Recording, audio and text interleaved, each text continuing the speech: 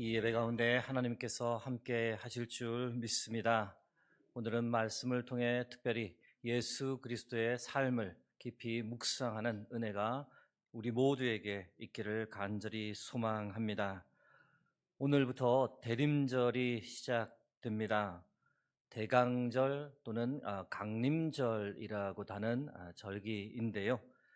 크리스마스 4주 전 주일부터 시작해서 12월 24일까지의 기간을 대림절이라고 합니다. 대림은 한자로 기다릴 대자에 임할 임자입니다. 기억하고 기다린다라는 뜻입니다. 무엇을 기억하고 무엇을 기다린다라는 의미일까요? 2000년 전 예수님께서 이 땅에 오셨음을 기억하고 그리고 주님 약속하신 대로 이 땅에 다시 오실 것을 기다리자라고 다짐하는 절기입니다. 태양력에 의하면 새해는 1월에 시작하지만 교회력에 의하면 새해는 이 대림절부터 시작한다고 보는 것이 기독교 전통입니다. 이번 대림절 기간 동안 오신 예수님을 우리가 함께 기억하고 더불어 이 땅에 오실 예수님을 기대하는 그 은혜가 우리 가운데 충만하길 주의 이름으로 축복합니다. 오신 예수님을 기억하고 오실 예수님을 기대하기 위해 오늘은 빌립보서 2장 5절에서 11절 말씀을 가지고 너희 안에 이 마음을 품으라 라는 제하의 말씀을 나누겠습니다. 오늘 말씀은 기독론의 핵심입니다. 기독론이란 말은 쉽게 말씀드리면 예수님이 누구신가, 예수님이 하신 일은 무엇인가를 논하는 학문입니다. 신구약 전체 말씀을 통틀어 볼 때 이 빌립보서 2장의 말씀처럼 이 짧고 명확하게 예수님이 누구신지를 알려주는 본문이 없습니다. 이 본문 볼 때마다 감탄이 절로 나오는데요. 어떻게 예수님에 관한 신비를 사도 바울은 이토록 짧고 명확하게 표현할 수 있었을까? 볼 때마다 참 대단한 분이다라는 생각을 하게 됩니다. 빌립보서 2장 5절에서 11절의 말씀을 우리가 바르게 이해하려면 빌립보 가정교회의 배경부터 살펴볼 필요가 있습니다. 빌립보의 가정교회가 형성된 것은 사도 바울이 2차 전도 여행 중에 형성되었습니다. 환상 중에 마게도냐로 건너와서 우리를 도우라는 환상을 보게 되었고 마게도냐로 건너가게 되었는데요. 마게도냐는 오늘로 말씀드리면 그리스 북쪽입니다. 그래서 터키에서 배를 타고 이 마게도냐로 건너갔습니다. 건너가 가장 먼저 도착한 도시가 빌립보였고 그곳에 교회가 세워졌습니다. 빌립보에는 유대인들이 많이 없었습니다. 그래서 회당이 없었는데요. 안식일에 기도할 곳을 찾다가 이 빌립보 성 밖으로 바울 일행이 나가게 되었고 그 강가에서 몇 명의 여인들을 만나 대화를 나누었습니다. 그 중에 한 여인이 바로 루디아였던 거죠. 하나님께서 그녀의 마음을 열어주셨고 복음을 받아들이게 되었고 그녀와 그 온 집안 사람들이 다 세례를 받았다라고 성경이 기록합니다. 이후에는 바울 일행을 집으로 초대해서 그 집에서 머물 수 있도록 섬겼습니다. 여기서 상상이 충분히 되는 겁니다. 바울 일행이 루디아의 집에 머무는 동안 얼마나 큰 은혜가 그녀의 집에 임했을지 충분히 상상이 됩니다. 빌립보 교회는 이처럼 이 루디아의 집에서 가정교회로 시작되었습니다. 빌립보에 머무는 동안 또 하나의 가정교회가 세워졌는데요.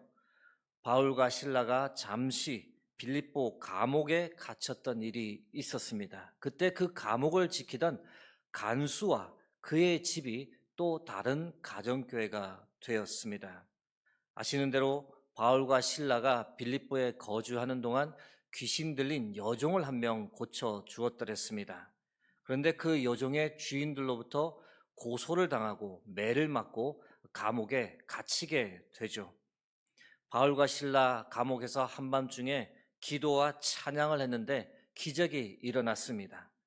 큰 지진이 일어나 감옥터가 진동하더니 감옥 문이 다 열렸습니다. 그때 그 감옥을 지키던 간수가 놀라서 깨어보니 옥문이 다 열려 있는 것을 보게 된 거죠. 그것에 대한 책임 추궁을 받을 것이 뻔하니 아예 스스로 목숨을 끊으려는 순간 바울이 그 간수를 막았고, 이 사건이 계기가 되어 간수와 그 온 집이 예수님을 영접하게 되었습니다. 이 사건으로 인해 빌립보에 두 번째 가정교회가 세워졌던 겁니다. 이후 바울은 빌립보에 계속 머물 수 없었고 빌립보를 떠났지만, 이 두 개의 가정교회로 시작해서 빌립보 예수 공동체는 급격하게 성장했습니다. 빌립보서 1장 1절을 보겠습니다. 그리스도 예수의 종 바울과 디모데는 그리스도 예수 안에서 빌립보에 사는 모든 성도와 또한 감독들과 집사들에게 편지하노니. 감독들, 집사들이 세워질 정도로 빌립보 예수 공동체가 급격하게 성장했던 겁니다. 비록 바울은 빌립보를 떠났지만 이후 큰 부흥의 역사가 이 빌립보에서 있었던 겁니다. 비록 바울은 빌립보에 오래 머물지는 못했지만 늘 이 빌립보 예수 공동체를 사랑하고 기도했습니다. 빌립보 1장을 보시면 바울의 마음이 이 구구절절 표현되어 있는데요.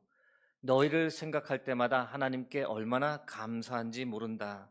기도할 때마다 너희를 위해 간절히 기도하고 내 마음에 너희를 항상 품고 다닌다라고 말할 정도로 빌립보 예수 공동체를 각별히 사랑했습니다. 여러분, 이유가 무엇이었을까요? 바울이 왜 이렇게 애틋하게 빌립보 예수 공동체를 사랑했던 걸까요? 빌립보 예수 공동체가 그 어느 교회보다도 바울을 아끼고 사랑했기 때문입니다. 바울이 옥에 갇혔을 때에도 복음을 위해 바울과 늘 함께 했습니다. 하나님의 말씀을 더 열심히 전하려고 애썼던 공동체가 바로 빌립보 예수 공동체였습니다. 바울에게 필요한 것이 있다면 어떤 것도 아끼지 않고 후원했던 유일한 공동체가 바로 빌립보 예수 공동체였습니다. 바울이 감옥에 갇혔을 때 에바브로디도를 보내어서 바울이 필요한 모든 것을 옆에서 챙겨주고 돌보도록 섬겼던 곳도 역시 빌립보 예수 공동체였습니다. 여러분, 이 정도로 바울을 아끼고 사랑하니 바울의 마음이 이 공동체를 향해서 각별한 사랑을 가지고 있었던 겁니다. 그런데 시간이 흐르다 보니 이 공동체에도 바울의 마음을 아프게 하는 안타까운 일들이 일어나기 시작했습니다. 그 소식을 바울이 감옥에서 듣게 되었고 거기에 대한 권면을 쓴 서신이 무엇이냐? 바로 빌립보서입니다. 그렇다면 과연 빌립보 예수 공동체는 시간이 흐르면서 무슨 문제가 생겼을까요? 첫 번째는 바울을 반대하는 사람들이 일어났습니다. 빌립보서 1장 17절 말씀입니다. 그들은 나의 매임에 괴로움을 더하게 할 줄로 생각하여 순수하지 못하게 다툼으로 그리스도를 전파하느니라. 바울의 리더십, 바울의 사도권에 자꾸 의구심을 던지고 바울이 옥에 갇히자 그것을 더 기뻐하며 자신들이 바울보다 더 뛰어난 지도자들이라고, 더 전도를 잘한다고 으스대는 사람들이 있었습니다. 이 소식을 듣고 바울이 어떻게 반응했을까요? 바울은 결코 언짢아하지 않았습니다. 성경이 말하길 오히려 기뻐했다라고 기록합니다. 빌립보서 1장 18절입니다. 그러면 무엇이냐? 거칠애로 하나 참으로 하나 무슨 방도로 하든지 전파되는 것은 그리스도니 이로써 나는 기뻐하고 또한 기뻐하리라. 빌립보 예수 공동체에 발생한 두 번째 문제는 두 여성 리더십의 분열이 있었습니다. 빌립보서 4장 2절 말씀입니다.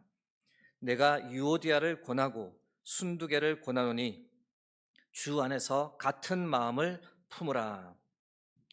유오디아와 순두계는 여성입니다. 두 사람을 향해 같은 마음을 품으라고 권면하는 이유는 두 여인 사이에 문제가 있었음을 우리가 알 수 있는 대목입니다. 짧은 한 구절이기 때문에 뒷행간을 정확하게 읽을 수는 없으나 학자들은 유오디아와 순두계는 빌립보 교회의 두 여성 집사였고 두 사람의 가정에서 가정교회가 세워졌을 것으로 추정합니다. 그런데 둘 사이에 문제가 생긴 거죠. 견해 차이인지 주도권 싸움인지는 정확히 알 수 없으나 두 여성 리더십 사이에 균열이 생기고 이것이 빌립보 교회 전체에 적지 않은 영향을 미쳤던 겁니다. 그 소식을 바울이 옥에서 듣고 두 여인에게 어떻게든 같은 마음을 품으라라고 권면했던 겁니다. 빌립보 예수 공동체에 발생한 또 다른 문제는 분열과 다툼과 허영, 원망, 시비가 공동체 안에 있었습니다.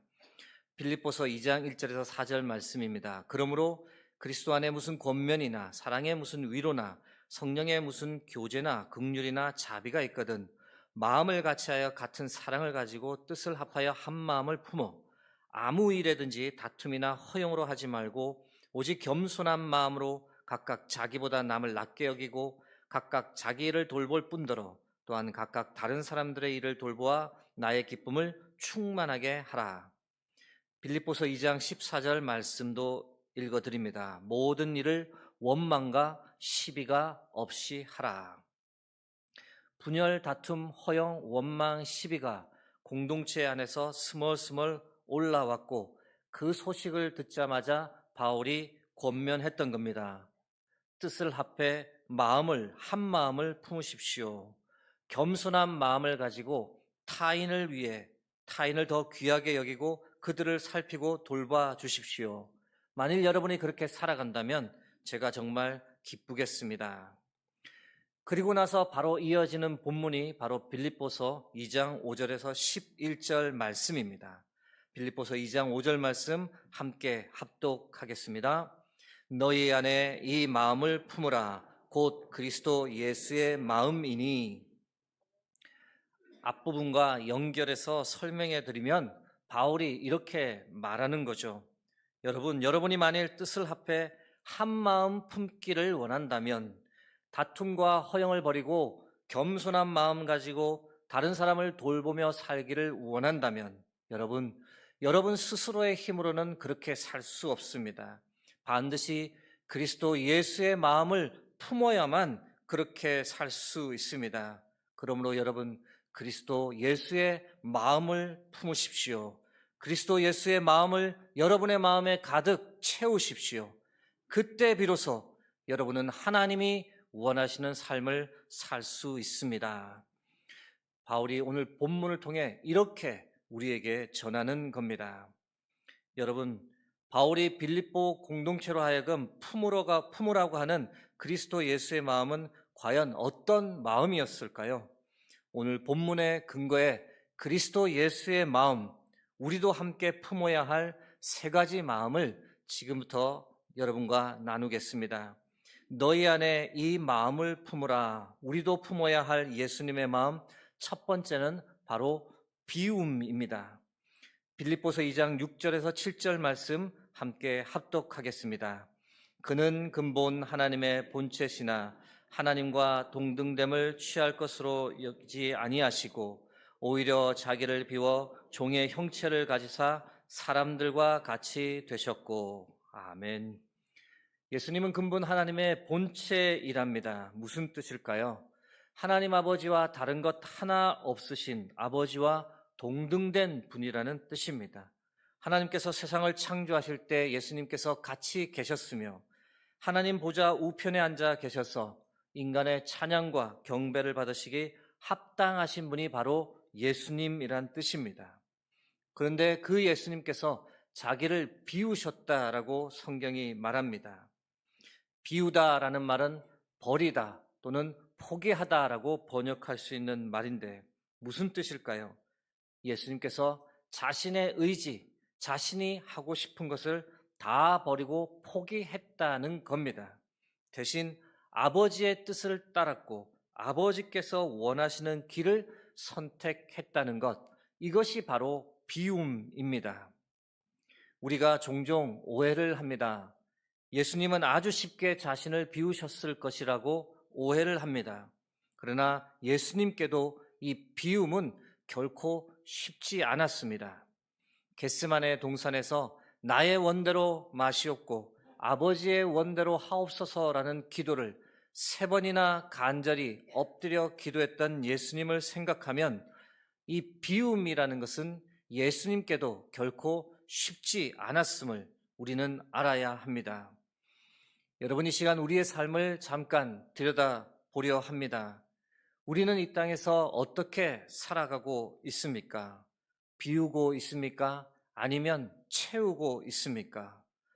우리는 무엇인가를 계속 채우려고 애씁니다. 지식으로 채우고, 경험으로 채우고, 자랑으로 채우고, 돈으로 채우고, 때로 무엇인지는 모르겠지만 일단 다른 사람보다 더 많이 채워놓고 보자며 그렇게 살아갑니다. 그러나 여러분, 우리가 그렇게 채워 넣으면 우리가 정말 행복해질까요? 여러분, 우리가 아무리 채워 넣어도 우리가 결코 행복해질 수 없다는 것, 믿지 않는 사람들도 다 아는 사실입니다. 그런데 예수님을 믿는 우리가 비우지 못하고 자꾸 채우며 살아가려면 이것은 참 부끄러운 일입니다. 여러분, 비움이 무엇인지를 우리에게 명확하게 보여주셨던 예수님의 삶을 본받아 우리도 비우며 살아가기를, 비우고 그 자리에 대신 하나님의 뜻, 그리스도 예수의 마음으로 가득 채워 넣기를 주의 이름으로 축복합니다. 너희 안에 이 마음을 품으라. 우리가 품어야 할 예수님의 마음 두 번째는 바로 낮아짐입니다. 빌립보서 2장 8절 전반부 말씀을 함께 보겠습니다. 사람의 모양으로 나타나사 자기를 낮추시고. 예수님께서 얼마나 자기를 낮추셨는지 모릅니다. 연약한 아기로 이 땅에 오셨습니다. 우주를 창조하신 하나님께서 태아가 되셨고 피투성이로 이 땅에 태어나셨습니다. 모든 것을 알고 모든 것을 하실 수 있는 하나님께서 아무것도 스스로 할 수 없는 연약한 존재, 절대적으로 누군가를 의지할 수밖에 없는 연약한 아기로 이 땅에 오셨습니다.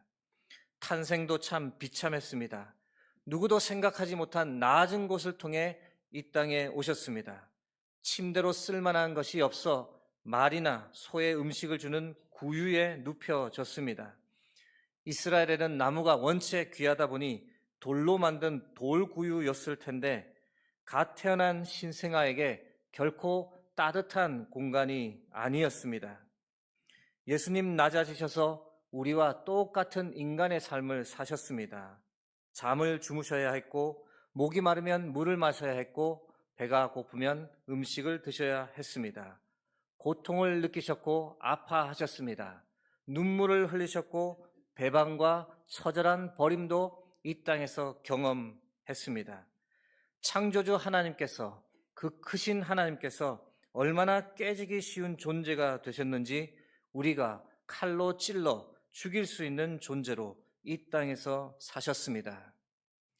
여러분, 예수님께서 왜 이렇게까지 자신을 낮추시며 이 세상에 오셨을까요?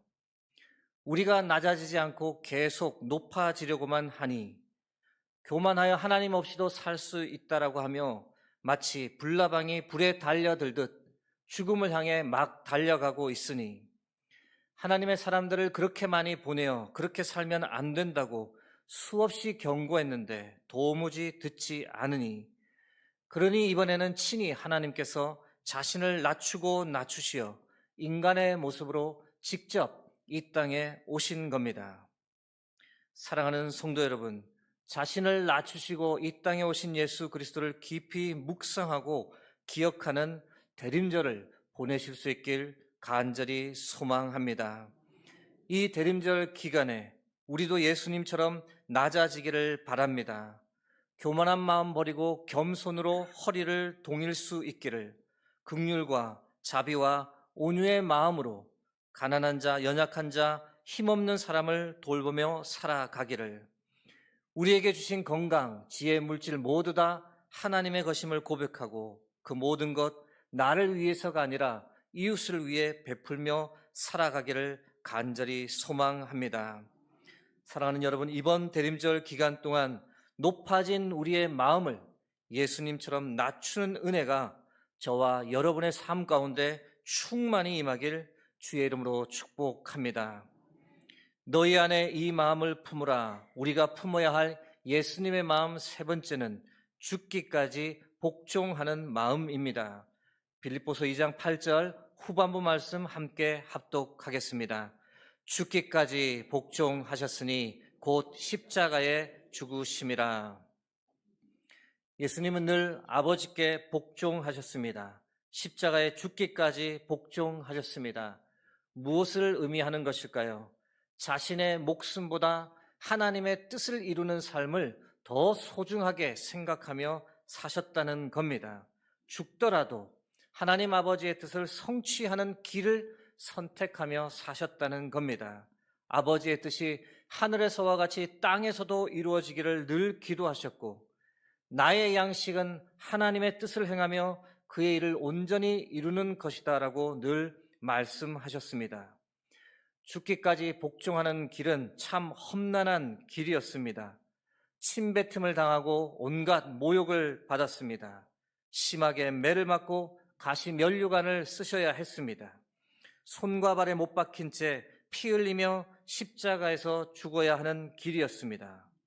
예수님 그 모든 것을 다 아셨지만 그 길을 피하지 않고 죽기까지 복종하셨습니다. 하나님 아버지께서 우리를 살리기 위해 십자가 죽음을 원하셨기 때문에 죽기까지 순종하셨던 겁니다. 사랑하는 성도 여러분, 이 시간 우리의 삶을 다시 한번 들여다보려 합니다. 우리는 어떻습니까? 부끄럽지만 우리는 정반대의 삶을 살고 있는 것은 아닙니까? 여러분, 단 한 번이라도 내가 하나님께 순종했다라고 말할 수 있는 경험, 그런 간증이 있으십니까? 내가 정말 하고 싶은 것이 있었는데 하나님께서 원하시지 않는 것을 깨닫고 그것을 포기한 적이 이전에 있으십니까? 손해보고 상처받을 것이 뻔하지만 하나님 원하시는 것이어서 그것을 그대로 수용하며 살으셨던 적이 있습니까? 너의 십자가를 지고 나를 따르라 라고 말씀하셨을 때 그 십자가를 거부하지 않고 순종하여 지셨던 적이 있습니까? 사랑하는 성도 여러분, 이번 대림절에 하나님께 꼭 순종하는 은혜의 시간, 은혜의 간증이 우리 모두에게 있기를 축복합니다. 하나님께서 원하시는 것을 선택하고 그것을 이루었다고 고백하는 은혜가 최소한 한 가지, 그렇게 저와 여러분에게 꼭 있기를 간절히 소망합니다. 사랑하는 성도 여러분, 이번 대림절 기간 동안에 채우려는 마음, 높아지려는 마음, 불순종의 마음을 다 내어버리고 그리스도 예수의 마음을 우리 마음에 가득가득 채울 수 있기를, 그래서 비우고 낮아지고 순종하는 마음을 회복하는 대림절이 될 수 있기를 주의 이름으로 축복합니다. 오늘 본문 빌립보서 2장 5절에서 11절까지의 말씀을 가지고 만든 찬양이 있습니다. 이 시간 이 찬양 함께 찬양 드리고 그리고 기도하도록 하겠습니다.